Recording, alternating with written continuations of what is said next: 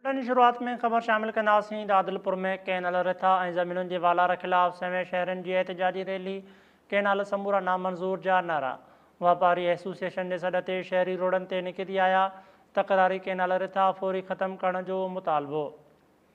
आदिलपुर में कैनाल रिथा ऐं ज़मीनुनि जी वालार ख़िलाफ़ 7 शहरनि जी एहतिजाजी रैली। कैनाल समूरा नामंज़ूर जा नारा। वापारी एसोसिएशन जे सॾ ते शहरी रोडनि ते निकिरी आया। तकरारी कैनाल रिथा फौरी ख़त्म करण जो मुतालबो। आदिलपुर में कैनाल रिथा ऐं ज़मीनुनि जे वालार ख़िलाफ़ 7 शहरनि जी एहतिजाजी रैली। कैनाल समूरा नामंज़ूर जा नारा। इन हवाले सां असां लाइन ते मौजूदु आहे आदिलपुर मां माजिद कलवड़ जी। माजिद, कहिड़ा तफ़सील आहिनि?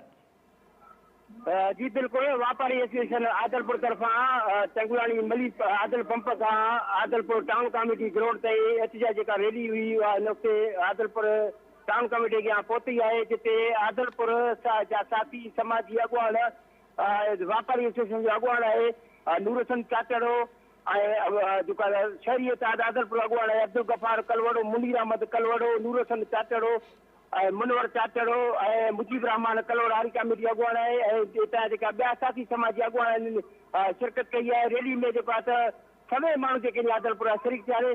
इन जो इहो ई चवणु आहे त जेके सिंधू ते जेके 6 कैनाल जेका अॻियां पिया वञनि, उहे सिंधू अॻ में ई जेको आहे सुके पई ऐं सिंध धाड़ो हयो पियो वञे। अॻु ई सिंध जा जेको आहे मुख़्तलिफ़ मादनी मसीला जेके आहिनि उहे कसिया विया आहिनि ऐं जेको बचियो पाणी आहे उहो बि असां कसियो पियो वञे। जेकॾहिं इहे पाणी जा जेके वसीला आहिनि, जेके 6 कैनाल अॻियां पिया वञनि, इहे फौरी तौर बंदि न कया विया त हीउ जेको एहतिजाज दायरो आहे वसी करे ईंदो ऐं एहतिजाज दायरो सख़्तु कयो वेंदो। जी ठीकु आहे, वॾी महिरबानी माजिद कलवड़ तफ़सील ॾियण लाइ।